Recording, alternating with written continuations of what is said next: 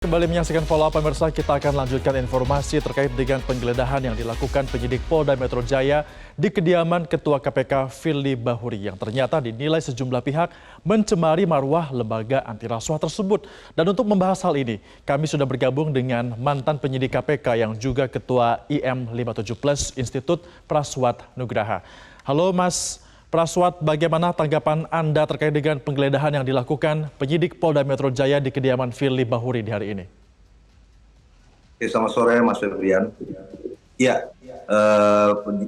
pada proses penyidikan kan memang sudah ada pro justisia ya Mas. Jadi sifatnya sudah memaksa dan sudah sifatnya sudah spesifik lagi, lebih spesifik melakukan penyitaan, penggeledahan, lalu kemudian melakukan pencarian orang, dan jika melakukan pemanggilan itu sifatnya memaksa, jadi wajib untuk hadir. Hari ini kita lihat bersama-sama bahwa teman-teman Polda Metro sangat hati-hati sekali sebelum melakukan announcing pengumuman tersangka. Sudah dilakukan seluruh proses end-to-end-nya penyidikan. Jadi pemanggilan saksi sudah, hampir 50 orang lebih, terus juga pengumpulan alat bukti, penyitaan, dan penggeledahan. Jadi sudah lengkap, tinggal yang kita tunggu-tunggu bersama nih Mas, kapan kiranya diumumkan nama tersangkanya. Tapi saya prediksi saya sih insya Allah mungkin malam ini atau paling lama besok pagi lah, mungkin sudah jelas dan terang siapa sebenarnya tersangka dari kasus pemerasan SYL ini. Itu harapan kita semua. Mas Praswat, jika memang ini mencemari marwah KPK, kemudian apa yang seharusnya dilakukan Presiden atau negara terkait dengan hal ini? Saya pikir sebenarnya kalau sudah seperti ini, Presiden pastinya sudah harus mempersiapkan SK PLT sesuai dengan Undang-Undang KPK jika pimpinan KPK kemudian berhalangan, lalu kemudian ada juga pasal 39 ayat 2 itu jika dia memang tidak sudah ditetapkan tersangka maka dia harus nonaktif. Jadi sementara kan di satu sisi misalnya Ketua KPK ini ditetapkan tersangka malam ini, artinya per malam ini KPK terjadi kekosongan ketua. Jadi seharusnya Presiden sudah bisa mengantisipasi ini semua untuk menyiapkan sesegera mungkin dalam kesempatan pertama PLT Ketua KPK. Seperti itu prosedurnya dalam Undang-Undang KPK 30 tahun 2002 dan 19 2019, Mas Febrian. Kalau memang belum ada pengumuman dari Presiden ataupun negara untuk dapat menggantikan Firly atau meminta Firly untuk dapat berhenti, apakah sudah urgent bagi Firly sendiri yang mundur Mas dari jabatannya? Harusnya ya, itu sejak tadi pagi ya dimulainya penggeledahan, saya sudah mengeluarkan rilis dari IM 57 Institut bahwa seharusnya sudah dari minggu lalu pada saat proses penyidikan sebagai gentleman agreement dan menjaga kredibilitas lembaga, seharusnya Firly Bahuri sudah mundur dari sejak awal proses penyidikan dimulai dari level teman-teman Polda Metro Jaya. Karena apa? Karena proses penyidikan terhadap Ketua KPK ini akan membebani, mau tidak mau akan membebani teman-teman rekan-rekan penyidik di bawah yang sedang melakukan tugas.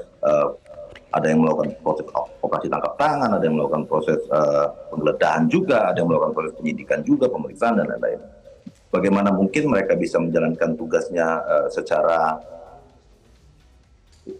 tidak terbebani jika kemudian Ketua KPK itu sebagai pimpinan nomor 1 di Gedung Merah Putih itu sedang menjalani tahapan-tahapan proses penyidikan dan hari ini sedang melakukan penggeledahan dan lain-lain.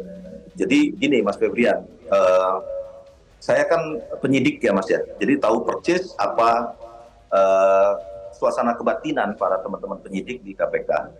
Dulu saya 15 tahun ngabisin waktu itu sudah mengalami berbagai macam, ada cicak buaya 1, cicak buaya 2, ada dulu penetapan tersangka, ada dan lain-lain segala macam.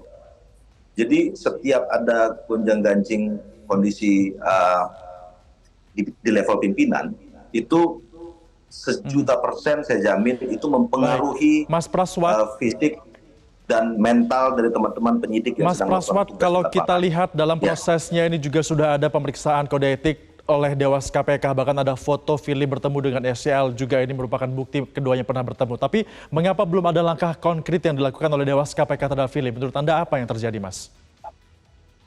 Saya susah ya Mas ya, kalau kemudian kita membahas soal Dewan Pengawas ini, kita sudah berkali-kali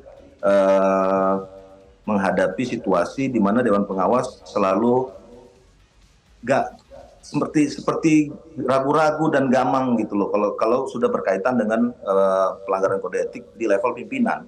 Tapi di satu sisi ketika kemudian itu levelnya sudah di bawah pimpinan, pegawai ke bawah atau level pelaksana, itu mereka sepertinya sangat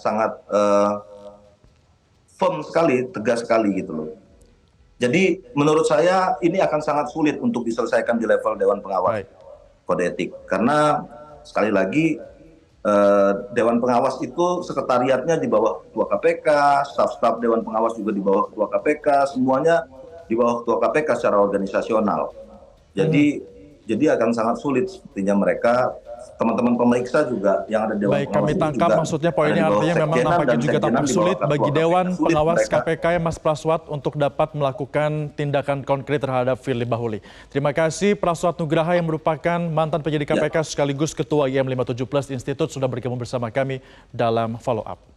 Jelajahi cara baru mendapatkan informasi. Download Metro TV Extend sekarang.